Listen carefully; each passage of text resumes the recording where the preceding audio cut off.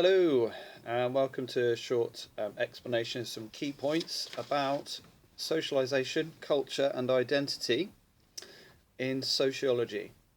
This is for A level, but it could be useful for any level of study. Firstly, been asked to talk about the functionalist view on types of culture. So, obviously, the functionalist view generally is that we live in a society that's shapes human behaviour on an individual level.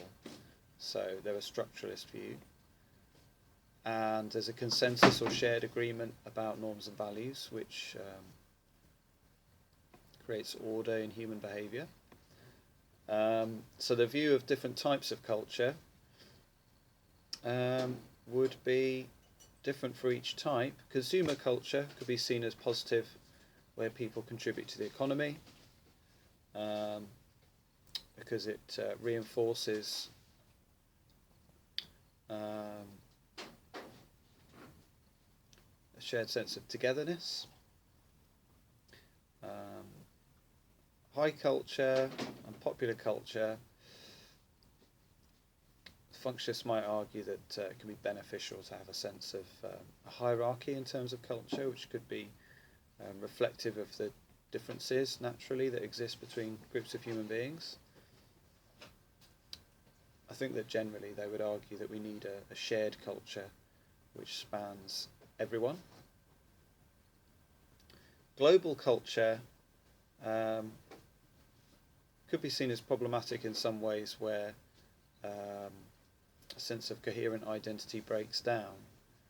But I think that functionalists appear to argue that there's universal needs for any society, which all societies tend to share, like Murdoch talks about the universality of the nuclear family. So the idea of a spreading of information and increasing relationships economically and culturally has probably got some positives according to functionalists. So it might reinforce shared order around the world and increase peace and harmony. Cultural hybridity, where there's a mixture of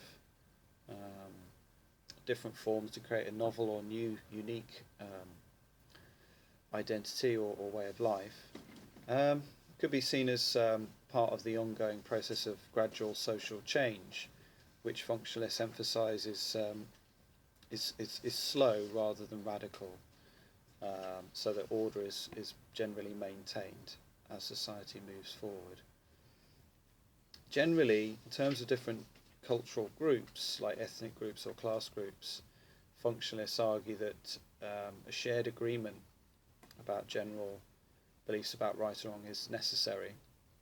So the idea of a collective conscience is emphasised by Durkheim, where every individual needs to be socialised into norms and values and internalise them so they become part of who they are. This is necessary because this follows the Hobbesian view that human beings are selfish, and Durkheim's view is that we are naturally selfish, and we also have the capacity for morality, so we need to learn the difference between right and wrong, what is acceptable and unacceptable.